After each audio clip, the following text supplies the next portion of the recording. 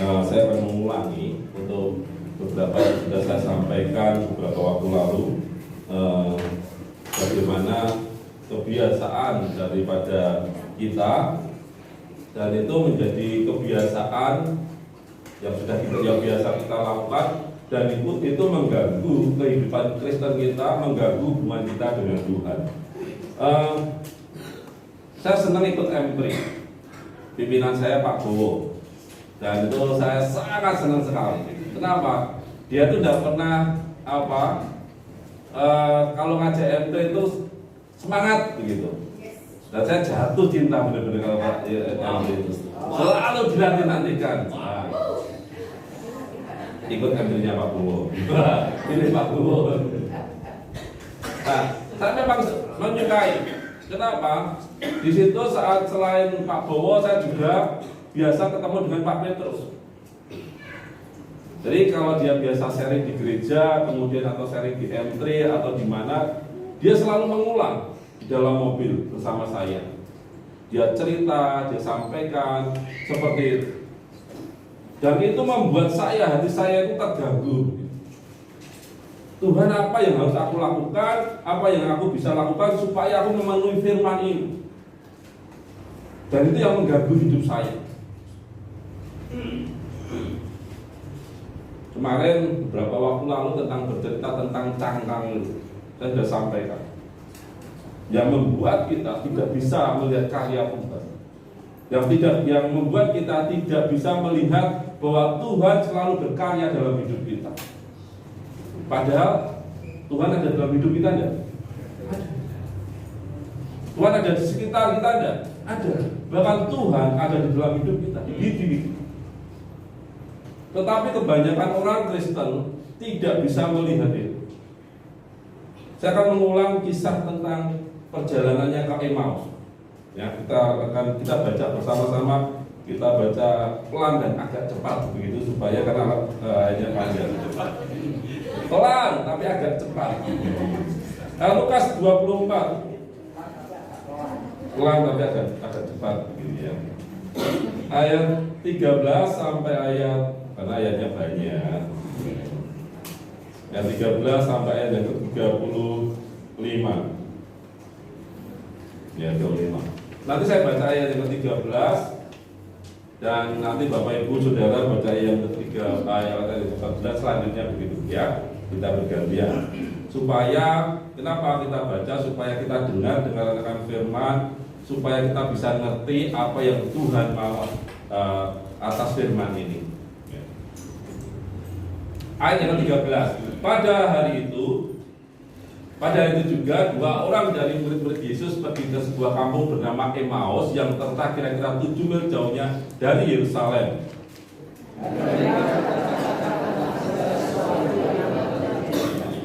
Ketika mereka sedang bercakap-cakap dan bertukar pikiran, datanglah Yesus sendiri mendekati mereka, lalu berjalan bersama-sama mereka.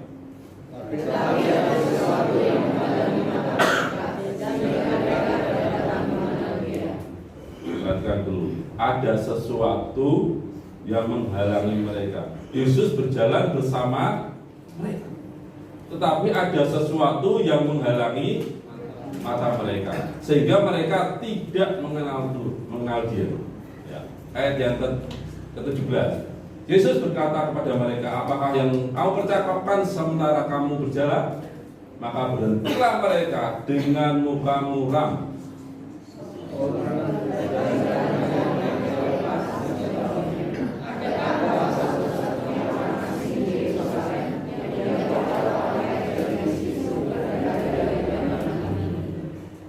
Katanya kepada mereka, apakah itu? Jawab mereka, apa yang terjadi dengan Yesus orang Nazaret? Dia adalah seorang nabi yang berkuasa dalam pekerjaan dan perkataan di hadapan Allah dan di depan seluruh bangsa kami.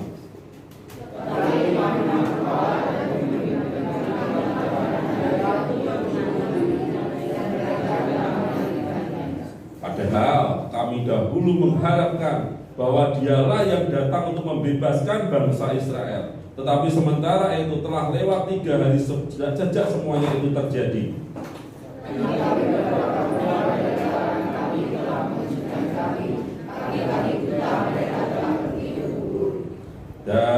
tidak menemukan mayatnya. Lalu mereka datang dengan berita bahwa telah kelihatan kepada mereka malaikat-malaikat yang mengatakan bahwa ia hidup.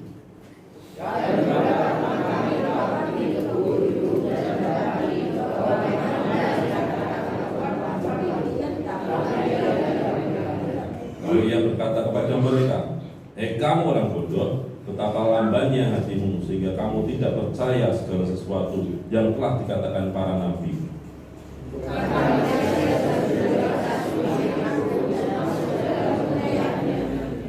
Lalu ia menjelaskan kepada mereka apa yang tertulis tentang dia dalam seluruh kitab suci, mulai dari kitab-kitab Musa dan segala kitab nabi-nabi.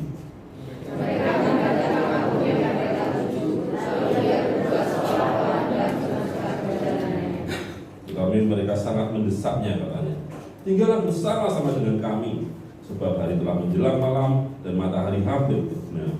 Lalu masuklah ia tinggal bersama-sama dengan mereka.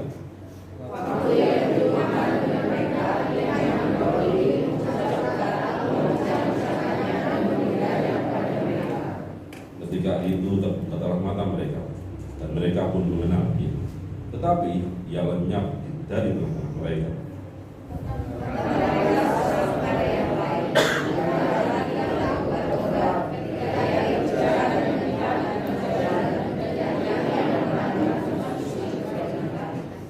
Lalu bangunlah mereka dan terus kembali ke Yerusalem. Di situ mereka mendapat ke-11 murid itu. Mereka sedang berkumpul bersama-sama dengan teman-teman mereka.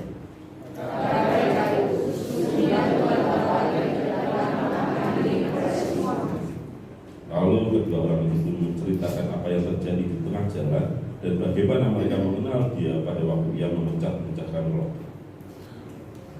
Awalnya murid Tuhan ini tidak mengenal Yesus, walaupun dia ngomong, tapi rasanya kan aneh, ya kan? Kira-kira kalau saya punya anjing, ya, punya anjing. Anjing itu biasa kalau setiap malam saya masakan kesenangan dia. Terus kemudian saya masak, kemudian saya berikan, kalau sudah dingin saya berikan ke mereka makan. Yang terjadi apa? Itu gerbang cakrawala badan. Saya masuk itu, mobil saya tergenang, anjing itu sudah mengganggu. Mobil saya masuk komplek, mobil anjing saya sudah mengganggu. Itu mertua saya sudah bilang begini, itu kalau ngomong sama Sasa itu dedimu pulang. Itu belum zaman jauh. Dia mendengarkan suara Tuhan. Dan saya tahu benar bagaimana suaranya Pak Petrus. Cara ngajarnya, kebiasaannya, saya tahu. Karena hidup bersama. Ya kan? Saya juga tahu benar istri saya seperti apa. Walaupun kesukaannya seperti apa, yang dia tidak sukai seperti apa. Kadang-kadang saya jarang. Dosa saya seperti itu. Dia tidak sukai tapi saya kerjakan. Pura-pura tidak tahu gitu. Itu dosa saya. Ampuni saya istri. Nah, itu kebiasaan. Saya tahu benar kebiasaan istri saya. Saya mengamati waktu tidur, mengamati waktu makan, saya mengamati gaya jalannya, dari jauh sudah kelihatan. Oh, istri, tidak mungkin salah. Karena mengenal. Kira-kira murid Tuhan sama Tuhan Yesus kenal nggak? Kenal nggak? Seharusnya suaranya terdengar nggak? Terdengar, oh ini Tuhanku, ini Yesus, terdengar nggak? Tapi fakta Alkitab mencatat bahwa murid Yesus tidak mengenali suara guru. Suara ada yang menutupi, ada selaput, ada selubung yang menutupi mata mereka sehingga mereka tidak bisa melihat dia. Ada hal pertama, kalau sudah lihat yang ada dua hal yang bisa membuat mereka terbuka matanya. Pertama, tegurannya Yesus. Ayat yang ke 325. ayat yang ke-25. Lalu ia berkata kepada mereka, "Hei kamu orang bodoh, betapa lambannya hatimu, sehingga kamu tidak percaya segala sesuatu yang telah dikatakan para nabi." Kenapa mereka tidak mengenal? Mereka bodoh. Kenapa mereka tidak mengenal? Karena mereka lamban hati.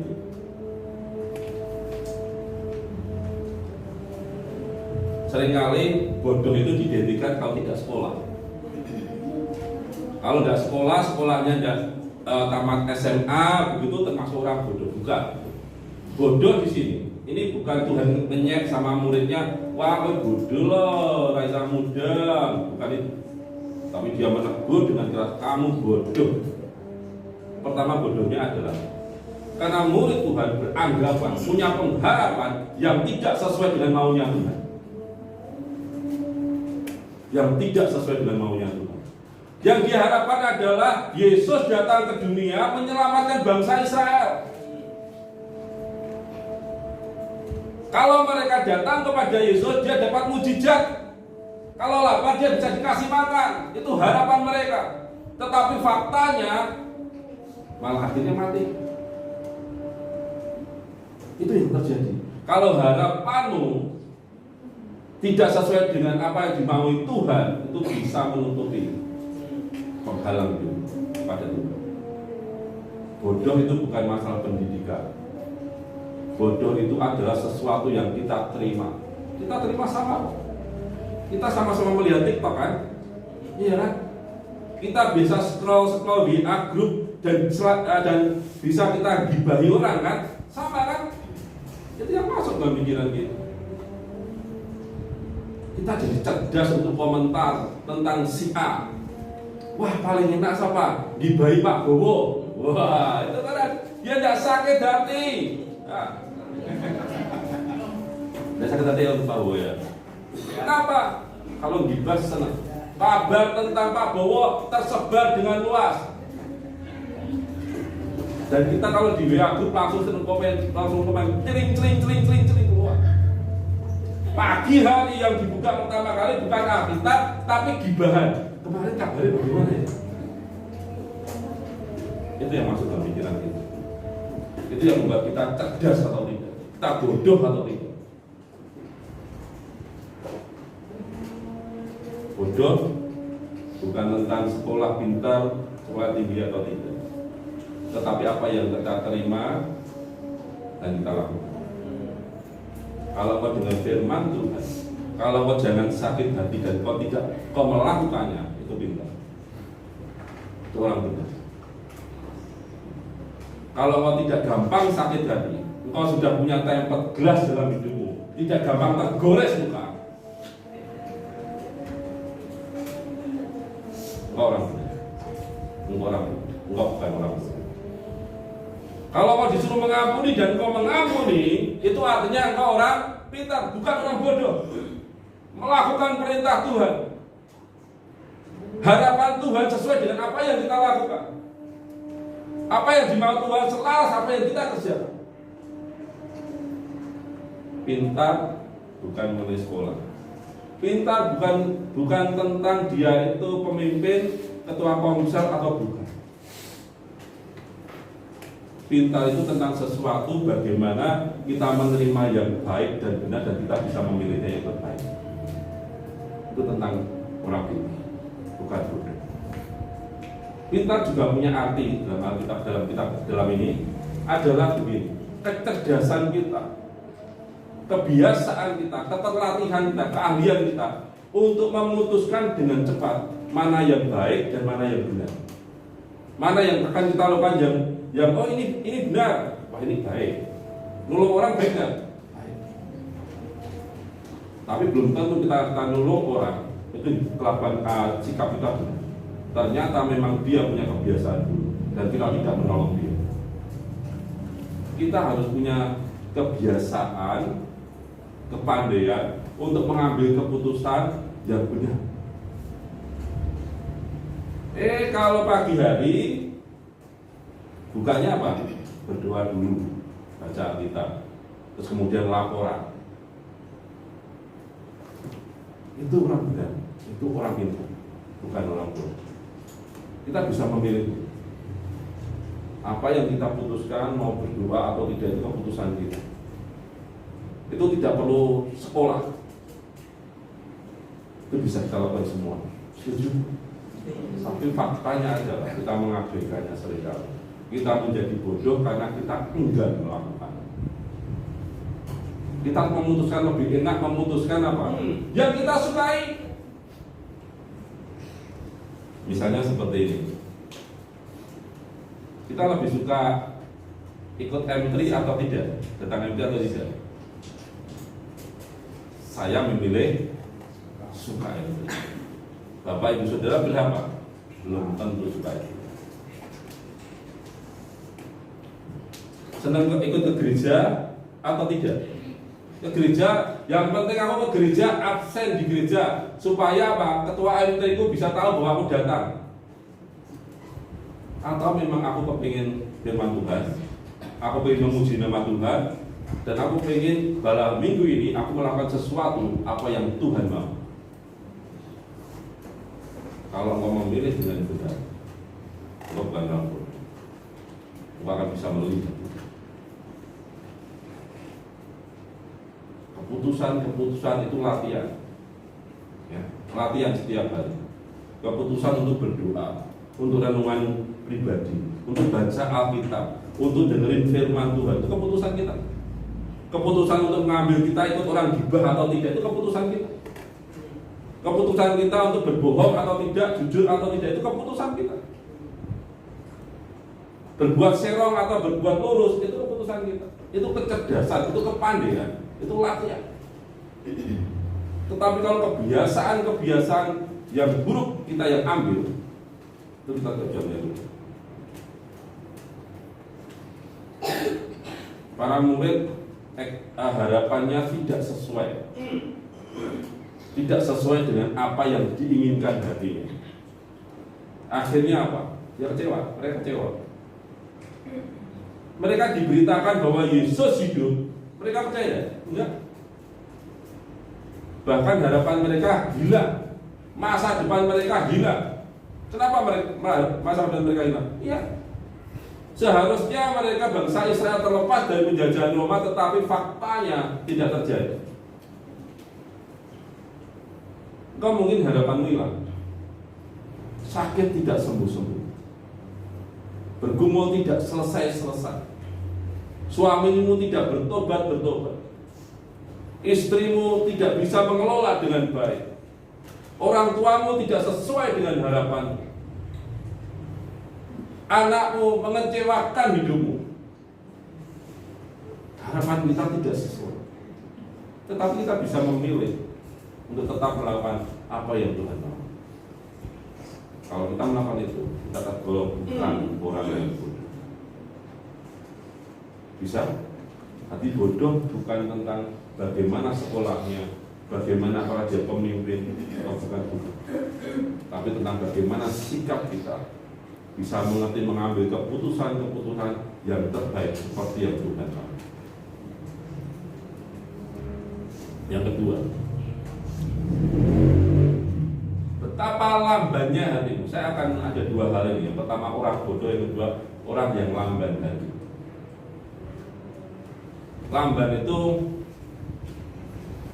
tidak gampang bergerak, tidak gampang berespon, responnya lamban. Kalau ada orang sakit jadi tungguin saya, ada orang kelaparan ya tunggu dia saya. Ini masih sekarang enggak ya? Wah, masih bisa hidup 2-3 hari. Nanti pas saat terakhir kita beri cocok.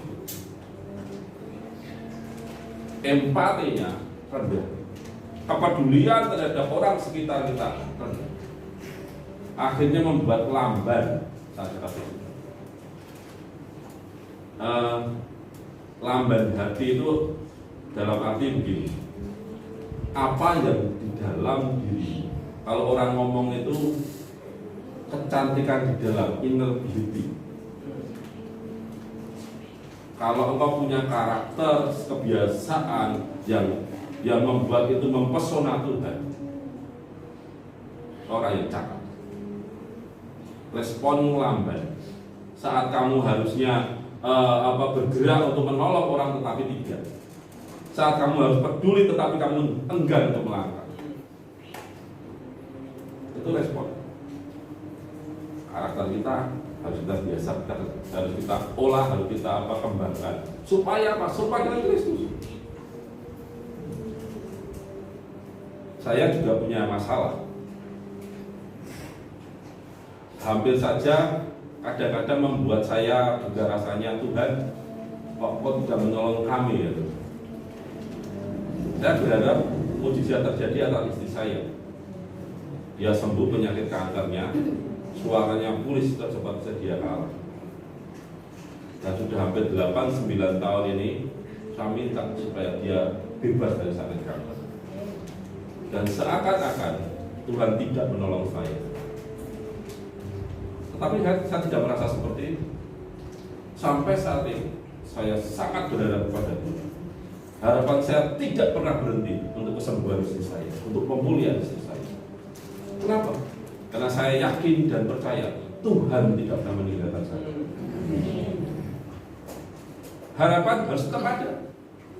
Itu akan yang nampak adalah bagaimana kita bisa bersabar sampai apa yang dimaui Tuhan terjadi.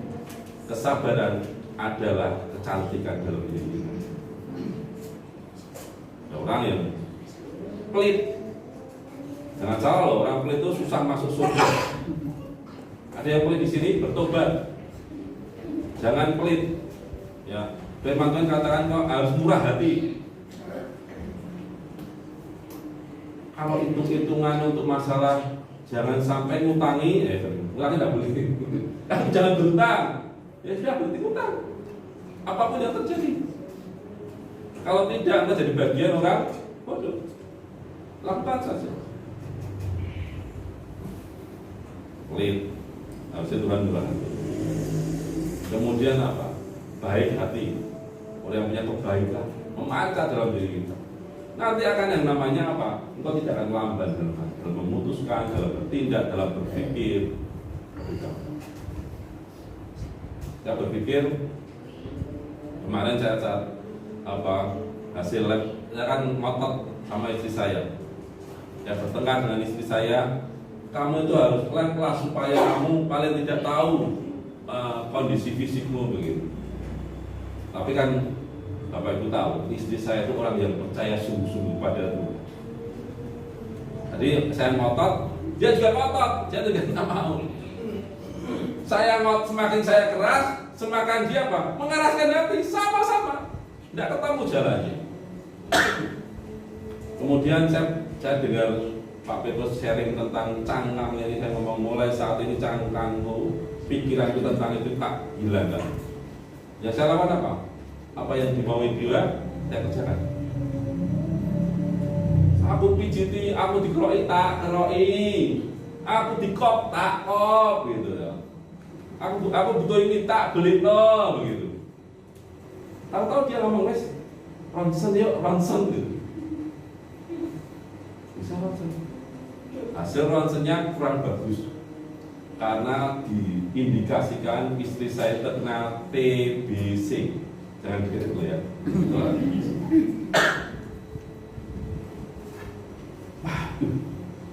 Saya senang karena bukan kanker. Dia sedih karena TBC. Karena buat saya TBC tidak terlalu menakutkan. Yang takut kan orang-orang sekitarnya.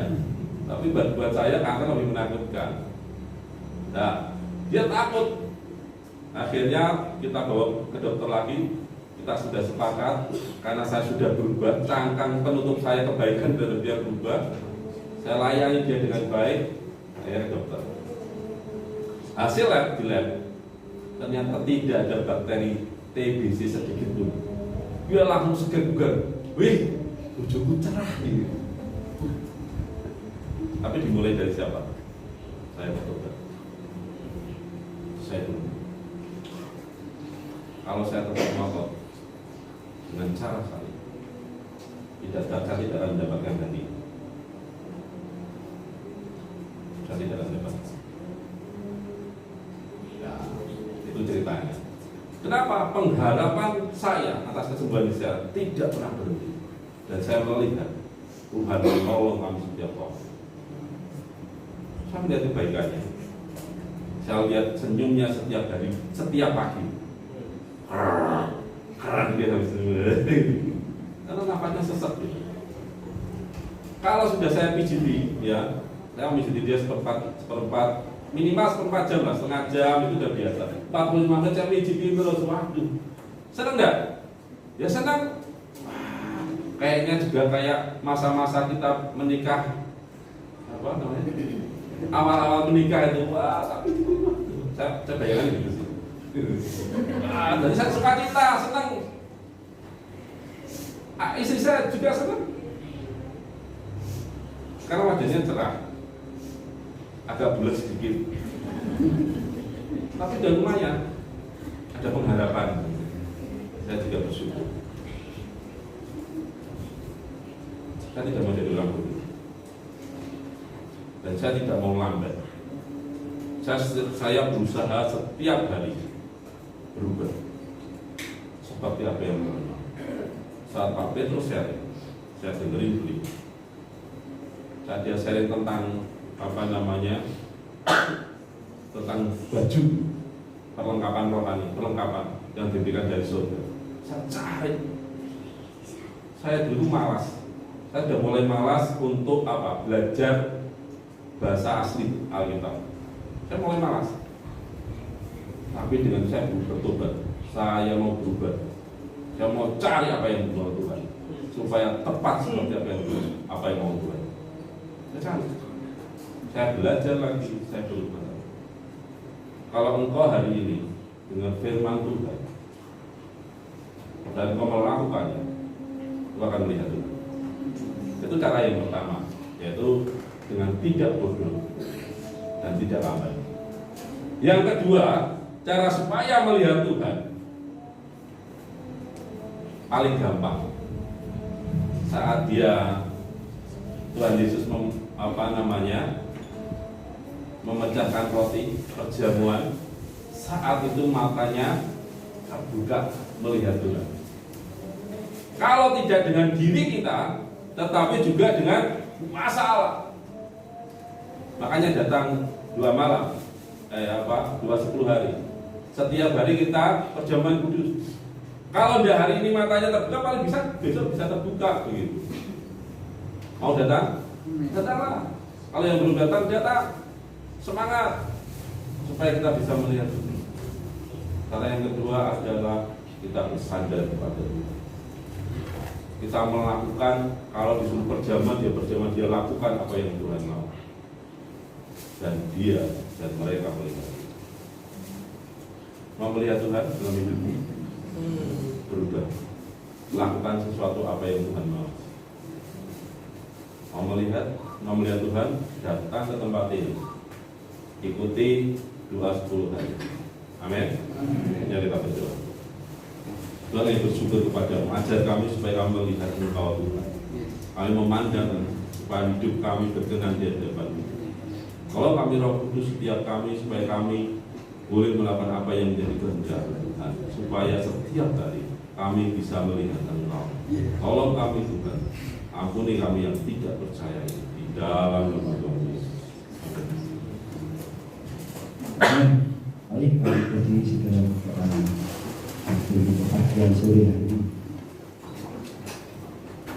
Kami bersyukur sekali lagi Tuhan buat sore hari ini kami kembali mendengar firman-Mu, dan kami berdoa setiap kali kami mendengar firman-Mu, bukan hanya mendengar dan melupakan, tapi mendengar dan melakukan di dalam kehidupan kami.